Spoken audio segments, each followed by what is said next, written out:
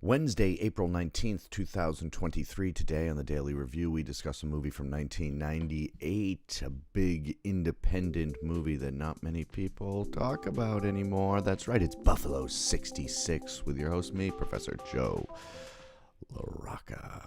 What's up? This is Vincent Gallo's debut writing, directing, starring performance where he also did a lot of the production design and cinematography, apparently, even firing his first cinematographer right off the bat because the cinematographer, I guess, didn't want to shoot in color reversal. A very, very, very, the definition of what American indie film is, in my opinion. Steeped in respect for the independent movements that's started the whole thing, like Cassavetes and stuff like that, but just by casting Ben Gazzara and Angelica Houston and stuff. But otherwise, let's get into the story. It is about Billy Brown, who is released, played by Vincent Gallo, is released from prison after a 5-year stay, and he has lied to his parents and said that, that he was on a job or whatever, and he's going to go by for dinner, and he's told them he has a wife, so he ends up kidnapping Christina Ricci from a dance studio, who he doesn't know, it's just a random lady, to have her pretend to be his wife and come to dinner with the parents so that his parents can think that he's a good boy and not this kind of piece of crap that he's been. And it's amazing. It's offbeat. It's strange. It's really egotistical. Like Vincent Gallo is just kind of insane in the movie, and apparently on set, very dictatorial, yelling at everybody, very stressed out. Christina Ricci was like 17, turning 18 on the shoot, and had to have her mother there as a chaperone. And Vincent Gallo used to send her mother off set and then just yell at her and stuff. And during the press, he called her a pig and a terrible actress and all this stuff. And it's like, good God, dude, not a good look.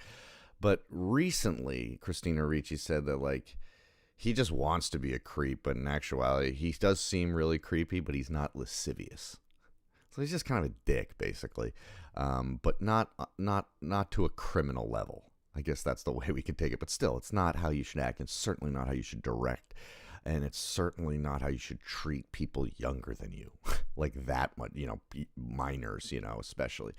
So yeah, we watched this. I showed this to a class of 50 kids yesterday, and they all got down with it. I can't believe how many young women really liked it, because I was expecting a lot of students to be like, geez, Christina Ricci's character is kind of not treated great. Or there's an argument for her just having Stockholm syndrome. Because what it is that she falls in love with him. They fall in love. But the thing is that I feel that the movie, because I've seen it many times, I feel that the movie is aware of this fact and puts great effort in their first interaction to show that she's interested in him before she's become a captive. There's something she likes about him, and then she sympathizes with him after overhearing a phone call to his parents, and so she's kind of on his side. He doesn't need to kidnap her. If he had just asked her, she probably would have gone along.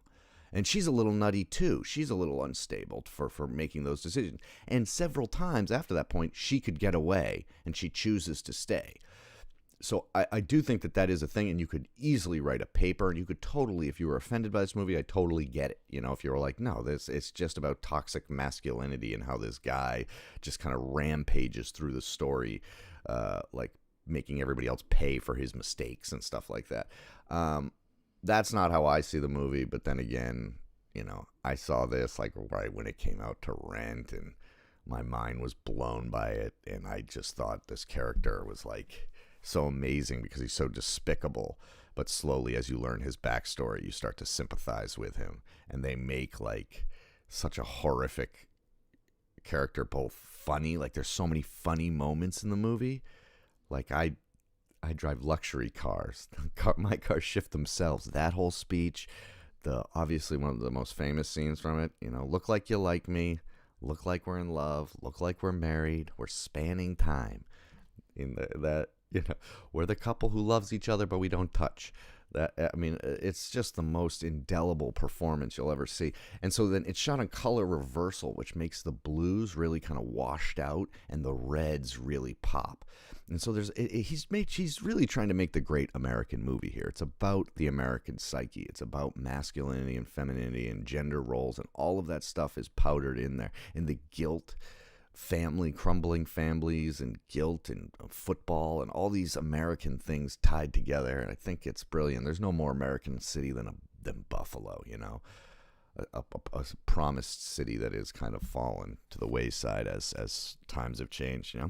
It's just interesting. I really love it. I think it's one of my favorite independent movies from this golden era that they call the golden era of the new golden era. I don't know what they call it, but it has in recent years been like, wow, the 90s were pretty amazing. A lot of different stuff coming out, whereas now we only find out every movie has to have Spider-Man in it now, which is a little bit of a bummer, but what are you going to do? Anyway, yeah, if you haven't seen this movie, check it out. I don't know where it is online. You think you have to rent it. I watched it on Blu-ray, which I had never seen it on Blu-ray, and it looked tremendous. So like they totally restored it, because I remember the DVD not looking super great, because it is 16 millimeter, I believe. So anyway, maybe it is 35, but it seems pretty. It looks like 16 blown up to my eye, but who knows? Anyway, just a tremendous movie with like the best ending.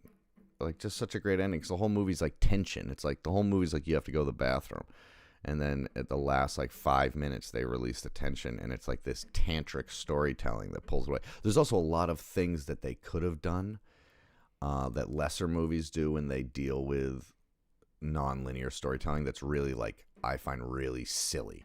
Whereas this, it makes sense narratively why they tell things in a more of a fragmented way. But, after Tarantino, everybody started doing this, and most movies didn't need it. This is a movie that I'd say needs it and works really well. And it's just, let me know if you kind of side on the side that, our character's a victim who's just been kind of manipulated into a relationship. I totally see that angle. To me, that's not how I choose to interpret the movie. I interpret it as like love conquers all, that like no matter how miserable or depressed or ashamed of yourself you are, whatever mistakes you've made, there's always a chance for rebirth through a connection with another person, and the movie doesn't have to say any of that. It's just a guy being like, who the whole movie has been like, you look like you like me, don't touch me, no touch me, but spanning time. And he's like that, and then by the end he's like, make it good, go easy on me, go easy, and here's $1 for you. I don't know why, don't go chomping on that yourself. Anyway, whatever, you got to see the movie. It's fucking amazing. I love it. The more I think about it, the more I like it. It might be my favorite movie of all time. All right, guys, I'll talk to you tomorrow. Take it easy. Peace. New microphone. Anybody notice new microphone stand? I don't have to battle the microphone anymore. I got a low profile microphone. Sweet. It's the same microphone. It's the stand that's different. Sorry. Can you see? I'll tilt down so you can see it. Oh, fuck it. Oh, I'll do it on this mic. On this camera. See? It's like a low profile. It slides out like this. So it doesn't make noise. And it's not like, I know that was kind of a fun character on the show, like as if this were Pee Wee Herman, that I would constantly be fighting the microphone stand. Oh, look at this. Now it's all off kilter, and I look like I'm in a Tim Burton movie. Daily review. All right. Sorry. Bye. I'm going to do an outro again. Outro 2. Bye.